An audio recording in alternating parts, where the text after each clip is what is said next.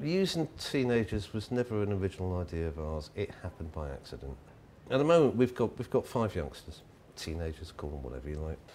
Oh, there's 4 of them there. There's Lisa and Lucy and Ida and Marnie. I think our youngest was 14, who came here for some work experience, and then rang up during the holidays when they turned 15 and came and did some little bits and pieces because the station says they can only work a few hours a week, and then came back at 16 and 17 and 18 and is still with us and still here. If I came and knocked on your door, or one of my colleagues came and knocked on your door and said, "Can you tell me about this?" you would probably tell me where to get off. Apart from the fact that they would know what's happening. If you get a couple of college kids or a couple of school kids turn up and they're doing a school survey, and people will just tell you immense things. They think the person they're talking to is basically stupid or irrelevant. It's actually quite fun now, but when I first started doing it, I just finished school, so it was a bit like, oh, I've got to put my uniform back on. There was something we were working on, the chap concerned.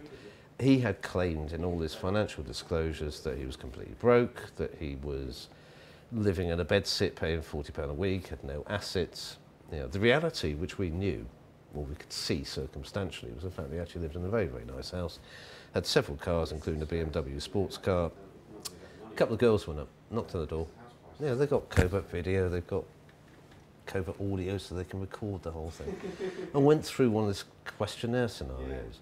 And some of the innocuous questions were, how long have you lived here?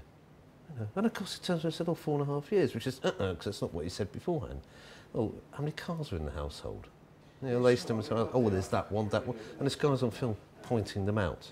This is the guy who has no assets. At the end of the day, it cost him, I think, about £120,000. We've grown up now with the Facebook generation. Social networking sites that can give a lot of indication about what somebody's doing or who they are or what kind of character there is.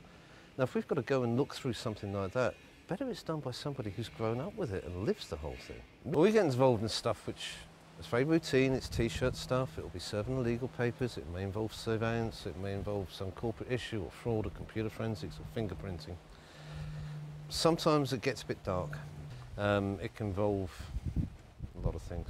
Hardcore pornography, internet grooming, blackmail, email scams, fraud, people taking other people's life savings, defrauding somebody's granny. I'd say it's not as glamorous as it sounds. People get really excited to say, oh, you're a private detective, and everyone gets really excited about it, but actually they probably wouldn't really fancy sitting outside in the rain for 6 hours or getting up at 5 o'clock in the morning to sit in the rain for 6 hours. I don't know, it's just every day is completely different. And yeah, it's more fun than working in Sainsbury's. Daily Mail will tell you that every teenager in the country will either go and sexually assault your cat, stab you, be high on drugs on the weekend, and it's wrong. We've got this generation who everybody else has put down. They're not convinced of the value of their own judgment.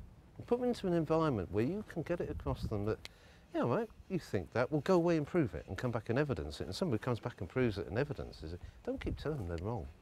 The biggest shocks that we see, particularly with youngsters, when they start in with us is maybe about 2 or 3 weeks in. And we're basically telling them, your judgment's right. Go and use your judgment, because your judgment counts in something. Most of our friends think it's really cool. We're constantly bombarded with questions about it, and how's it going, and what are you doing, and do you get to do this, and do you have a gun? No.